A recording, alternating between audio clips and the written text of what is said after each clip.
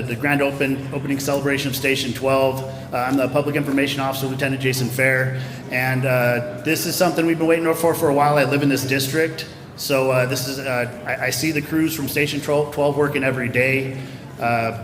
It's a busy house, and I see what you do. It doesn't go unnoticed. Also, I want to thank the crew from Station 12 because it's shift change today, so they just came on and also get thrown a media event into their lap. So it's always chaos, and thank you guys for your hard work.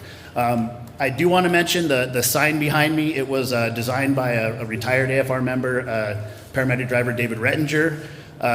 We actually had this sign printed up for the groundbreaking in October of last year. And firefighters are good at just about everything. One thing I learned they were not very good at is hanging billboards. So thanks to Jose and the crew at Jane's for getting that sign hung up for us. And that sign flew outside during construction. There's a new sign out there now, but we wanted to bring it in here, and I wanted to say thanks to Jose and also driver Rettinger. So again, a big day. Thank you all for coming out, and I'm going to turn it on over to the mayor. All right, thanks. All right, well, welcome everyone to the newest station in Albuquerque, and most importantly, a much needed station up here in East Central. And we have a couple of guest speakers here today, so I'm just going to touch on a few things. But firstly, once upon a time, I lived right across the street, and our fire station was, of course, now the old one, the old Station 12. And I remember actually visiting it now about 20 years ago, even before I had kids, and going through that old station, which we do love it. It's so homey and cozy. But man, I even remember being like, I cannot believe this is the fire station for all of East Central. So first, I just want to thank all the firefighters in general for what they do for our community. Let's give them a round of applause. And most folks here, of course, are Station 12 firefighters, but not all of them. So I just want to give special shout outs to everyone who has either worked at Station 12 in the past or works there now. Raise your hand, give us a wave. Thank you for putting up with the small quarters. I know even Miguel was there. And so the other part of this history, right, is of course a little bit about East Central. And I know we have many neighborhoods that are here, whether it's Volterra or the folks right here at Sandia Vista, and even folks from Four Hills. They know that our fire department works very hard each and every day, of course, to keep them safe. And I don't want to single them out, but there's even one gentleman here whose life was saved just recently by folks from Station 12. And so neighbors, thank you all so much for coming out and celebrating. Round of applause. And this season there's a lot of Santas running around, but I know the one that lives in Sandia Vista, and we're glad he's here too. And so we appreciate everyone who's here. But this story also is about, in many ways, perseverance and determination. Once upon a time when I was the state senator in this area, the reason I visited that station is because back now 18 years ago, the fire department wanted a new station. And we won't go through all the history of why it took so long. The important thing is that it's here now. But I do want to remind folks that once our administration came in, we committed to doing this project. And we said no matter what, we are going to finish this station. And it was hard to do because first we tried to bulldoze Franklin Plaza like 8 times. And then we tried to put a fire station there. And then we tried to buy the other pieces of land and put fire stations there. And it just, whether it was environmental reasons or cost reasons, we just could not get it done. But then lo and behold, this piece of land came up for sale. And we thought in many ways it was worth the wait. It was meant to be, especially because the back door connects to the front door of the old station. And so this is, in the end, the right answer. And someday we'll still figure out Franklin Plaza, but we'll save that for another time. So for us, we're celebrating this station. This is the second busiest station in the city, depending on how you count. The truck that we're going to be pushing in is the single busiest truck that we have in Albuquerque. And so make no mistake about it, the demand is also there for this station. We are building new stations literally where we need them, and this is a classic example of that. Now, the last thing I would share is more broadly about the East Central community. This part of the city obviously has been in need of reinvestment and support for many years. But I think what you've seen is that we are not going to give up on East Central. Whether it's the new fire station, whether it was finishing the medians a couple of years ago, whether it's the awesome new Route 66 sign that we're going to unveil soon, or it's the fact that we're building new housing projects on Eubank and Central, and you see that area finally coming alive. We still have one corner we got to work on, I know that. But what you see is that we are going to continue to invest and lift up in East Central for the next generation. And now this is a massive statement, a massive neon sign statement that also shows that we're here to make sure and keep you safe. So I want to thank our fire department for making this happen, of course, but also city folks are involved behind the scenes from all sorts of different ways, like the people who build stuff. So I do want to acknowledge our public works department. Jennifer Turner's here, a lot of the folks, the engineers and the builders who actually do it. Thank you. And then, of course, there's a number of general contractors and contractors who also physically build this. So please give us a wave if you're part of the overall construction team. I know some of them are back there. Furnishing, thank you so much. And so I know we have a range of festivities today. So they'll walk us through a flag raising and a water gun shooting, which I know our younger guest, I think, will get a real kick out of here. And so, did I say water gun? Like fire truck water. It's not actually a water gun. Anyway, so we're going to do that last, but next I'm going to go ahead and bring up the city councilor for this area, who has been a wonderful partner in making sure that this fire station happens. She was also very patient in working through the attempts that didn't work and understanding why, and joined us in saying, no, let's do this where we can do it right away. And that's in part why we're here today. So please welcome Councilor Grout. Thank you, Mayor. Thank you all for being here. This is a lovely crowd. I know that we're all excited about it, this new fire station. I can tell you that the old fire station 12 was built before I was born, and that's a long time ago. And so that was also one of the first visits that I made once I became a counselor, and I will never forget that day. The firefighters were so kind, and they made me breakfast in these big skillets, and it's a memory that I will cherish forever. I also found that very charming, but I also knew that they needed a new fire station because, like Mayor said, this is the second busiest fire station in the city. And so we needed to have a facility that was greater, was better, and bigger for them. And so we went through a process. We first wanted it to be over at Franklin Plaza because we all know we want that place to be redeveloped. We came in, there were some issues and challenges, and so then we decided we needed to look other places. And so here we are today. I'm so glad we're here today. We also knew that we needed to fundraise, and so we had GO bonds, and you guys all graciously voted for that because you knew the importance of it. We went to our state legislature, and we also went to our federal delegation. And so through everybody, we all worked collectively, and here we are today. I'm so glad, and I know that it will serve our community well. It's open to, this is your home, it is your place, and you're always welcome here. Another fun feature is it will be the home of the first baby box in Albuquerque in Bernalillo County. And I'm excited about that. It will be, we're still working through the contract, but it will be a safe place for somebody to give a child if they don't want to hurt the child and they're going through a crisis of their own and they want to give it for it to be in safekeeping while they take care of themselves. So they will be able to do that safely and anonymously and know that the child will be cared for. And so that will be out in the front and it will be coming one day. But I'm grateful that we'll have that opportunity if it's ever needed. In the meantime, you can always, a child could always, if necessary, be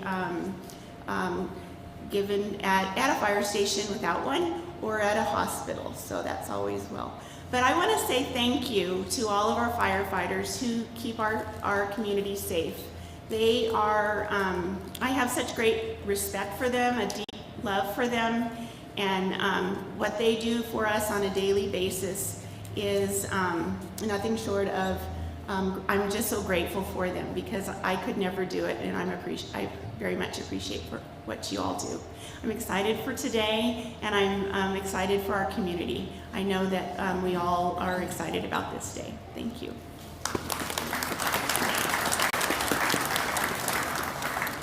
Thanks so much, Counselor, and we just want to echo too that the Baby Box program is something we've been wanting to roll out and will continue to do, but wonderful that we're going to start right here, and thank you for sharing also the alternative locations until this one's up and running. Okay, now we also want to introduce, we're very fortunate to be here with an individual who once upon a time was a state House rep.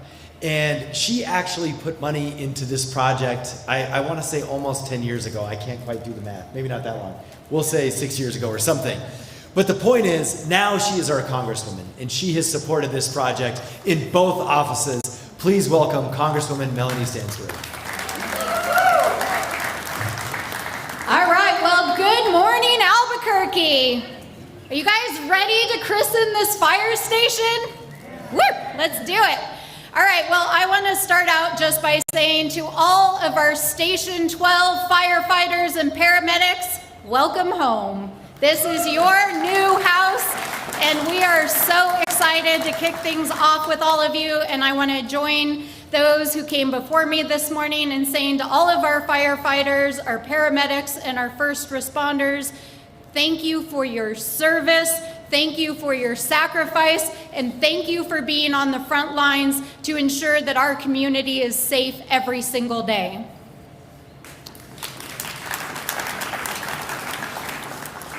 Now, I am so honored to serve as your Congresswoman for New Mexico's 1st Congressional District, but as the mayor said, prior to that, I actually served as the New Mexico State House Representative for Albuquerque's 28th District, which is literally right up the road on Tramway. And I was honored to have the opportunity to work with the IAFF 244 to make sure that we got funding set aside for this fire station. I was also proud to work with your firefighters to pass New Mexico's first bill to support our firefighters and first responders in accessing care for PTSD, and to help support our firefighters with many pieces of equipment and new ladders and trucks. And so it's very exciting for me to come back to this fire station and to know that sometimes it takes several years for these projects to fully realize their full intent, but wow, what a beautiful fire station. And I can already tell there's gonna be some mean meals cooked up in that kitchen. So congratulations on this new fire station. Of course, it is going to be a game changer here for the East Central Corridor. And as somebody who has a number of very close friends who work on this side of town and are stationed over on this side of town, I know that this is the side of town that not only sees the highest call volume, but some of the most difficult and traumatic experiences and crises that people have in our communities. And so we truly can't thank you enough for your service in serving this community.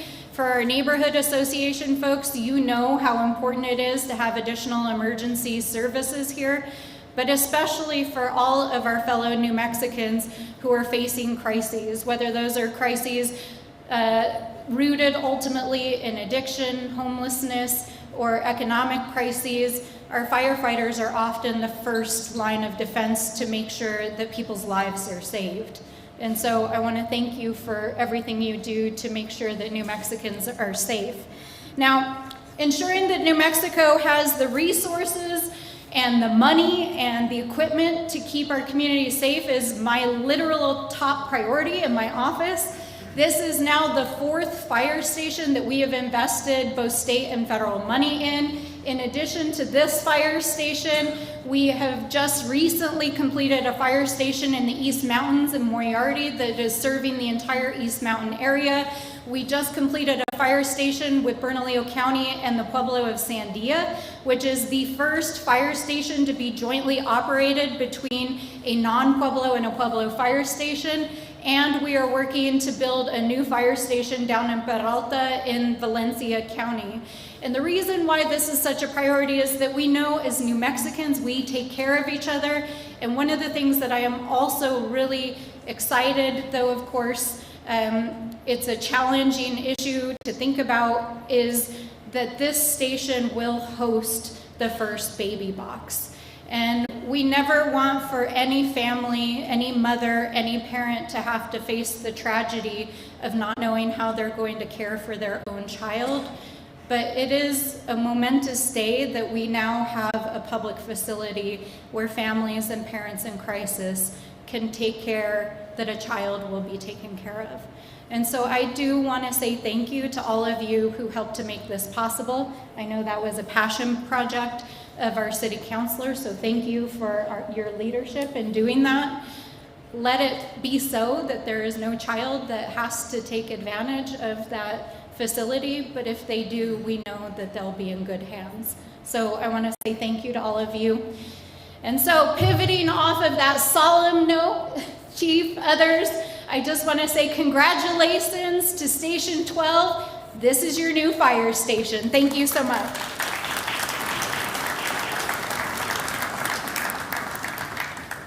Thank you so much, Congresswoman.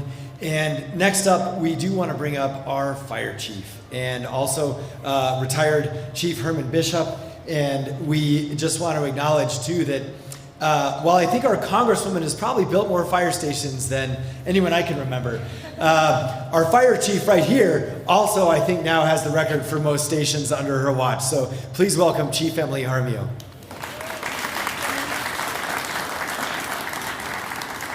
Hi everyone, I'm going to start by turning the mic over to Herman Bishop, one of our retirees, who serves as basically our historian, and so he can ground us in a little bit of the history of Station 12 in the area. Thank you, Chief, and hello, ladies and gentlemen. Indeed, it's a pleasure for me to be here and commemorate this station. I have a special reason for being proud. The old station was opened in July 1960. I came to work in the Albuquerque Fire Department in September of 1960. I worked at that station when it was brand new, and quite a change since that time. I'd like to, as I'm the historian, give you a little history not only about this station, but about the fire department. Many, many years ago, we had a very well-known and well-respected fire chief by the name of Art Westerfield. He came to work in 1918 and served as a captain assistant chief. And unfortunately, in the year 1931, the fire chief, Fred Russell, died. Art Westerfield was a young man, assistant chief, and they appointed him to fire chief of the Albuquerque Fire Department. Now, get this. This gentleman spent 46 years in the fire department, but he spent 31 years as fire chief. Well, the reason I mentioned that, he had a lot of accomplishments. When he assumed the fire department leadership in 1931, there was 2 fire stations and 25 firefighters. During his career, he built 10 fire stations, and the last fire station he built in 1960 was the one across the street, 1912. Unfortunately, he died at the age of 79 of cancer, but he was still serving as fire chief. And that was the last station he built. You might be interested to know that that station cost $30,200. I read the news somewhere we're looking at $14 or $15 million for this station. So that's been quite a change. The old station, I got promoted to lieutenant in '66, and not too long after my lieutenant assignment, guess where they sent me? I came to this station in 1966 as a lieutenant. It doesn't look much like it did then, we had a few jackrabbits and tumbleweeds and very few businesses. And not the traffic you see here at Central and Juan Tabo was quite a change. They had just built Four Hills Country Club Edition, and they were building lovely homes over there. And we did go over there to quite a few fires. In 1960, the salary of a rookie firefighter, which was me, was $350 a month. And the fire chief, now I want you to get this, the fire chief's job paid $8,900. Now, Chief Jaramillo makes a little more than that, I think close to $1 million. And she's done quite well compared to the old chief. Well, serving the station was fun. I like working up here in the old days. And I share another bit about me personally. When I joined the department, I was a 21-year-old kid, and they listed me as the youngest firefighter. A year or two later, I got promoted to lieutenant. I was the youngest lieutenant. And then I was the youngest captain, and then the youngest assistant chief. And unfortunately, a bad thing happened. I retired as an assistant chief after 25 years, and they listed me as the oldest assistant chief. That was quite a shock. Well, we had one engine company here with 5 firefighters, no rescue squad, and life was quite pleasant. We didn't have to work too hard, and life was easy in those days. And we had an old Seagrave fire truck, 750-gallon pumper.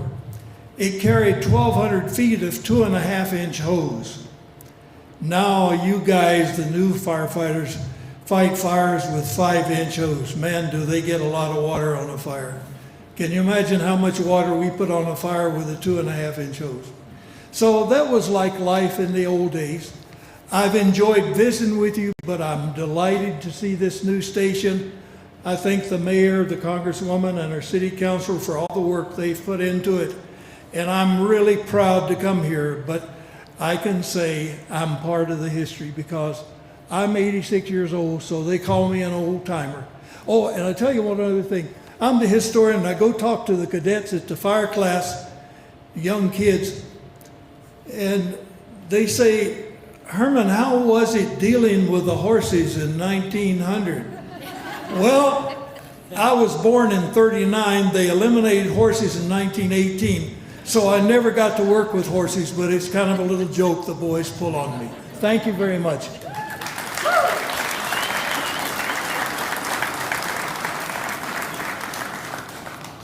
It's going to be hard for me to go after you, Herman. So good afternoon, everyone. Very happy to have all of you join us.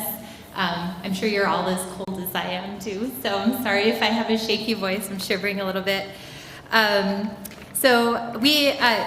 just really want to close this out with just our gratitude from the fire department. So I have a list so I don't forget, and I might still forget people, but I just want to thank everybody for allowing us to be here and for the support for this. So I want to recognize Mayor Keller, our city council, but specifically Councilor Grout and Rachel for helping support us with the project. All of our legislature, Congresswoman, there's a long list of representatives from the state legislature that have helped support us to get us here today.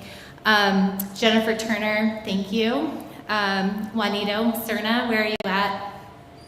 Our project manager from DMD, thank you. Charlie Salas Ramos from the mayor's office, our AFF team, President Tittman, and everybody that has helped support us up at the state to get the funding for this project. We keep running into each other because we've been opening up so many stations, but we want to thank our design team at Vigil & Associates. If you guys can raise your hands. Yep, thank you. And then also, yep. And our team at Jane's as well, so thank you if you guys can, thank you. I also want to thank all of our AFR staff specifically that helped get a fire station and fire trucks and everything off the ground. So our civilian fiscal staff, they're not here. Our fleet division, see several of our people from fleet in the back. There's Randy and his staff. Captain Sauer and our team at logistics. DC Marufo and BC Jax from our administrative side. And also my PIO, Jason Fair, he had put a lot of work into all of these events, and we've been just doing them back to back to back. So, but most importantly, we want to express our gratitude to both our firefighters and all of you that are here from the public that live in the area. In order for the legislature to have the dollars to fund the station, we need the funding from you all through your taxes and GO bonds and all the things that go into funding public safety. So thank all of you that have come here today from the community to help show support for our firefighters. I got to meet a few people before the ceremony and give a tour of the station. I talked to someone who said that over 40 years ago, the crew from Station 12 delivered one of her babies. And she's right there. I wasn't going to point you out, but we recognize that Station 12 has been a very important part of this community for a long time. And we're very excited that we're able to expand service here with this bigger station. Because it's one of our busier areas, we're kind of outgrowing old Station 12 behind me. So we've already reflected on the baby box that's coming. We're also planning to add Medic 12 to Station 12 to help address the call volume in this area, which will help preserve those fast response times that everybody relies on in this district. Another thing about this station is it's part of our ALS expansion program. So anytime you receive a response from a truck from Station 12, you also have a paramedic, whether that's the engine or the rescue. So we're trying to provide as much service as possible in this district, knowing that it's a very busy district. And then lastly, I just want to most importantly thank our firefighters. While we're here to celebrate the new building and the new apparatus, really the truth is the fire station is just a bunch of walls without the people inside of it. The fire station is pretty sacred for the firefighters. So we had a retiree come that retired out of the old station a long time ago before I got in the department, but he's here today to celebrate. But this is a place that not only our firefighters will live, but we're approaching the holiday season. Our firefighters, when they're on duty for the holidays, this is where their families come so that they can celebrate, whatever holiday we're moving into Christmas here at the station. So there's a lot of memories that are built for our firefighters and our families here. So most importantly, I just want to thank you all. Most of them are over here, off on this side, that'll be working here, but this station is really for you. Hopefully it gives you a better place to rest in between calls and a little bit more space. An awesome gym also, compared to that little gym at Station 12. But they bid here because they want to work in this district. They want to serve the people that live here. So really just want to express gratitude, not only to the people that funded it, but all of you and our firefighters. So thank you.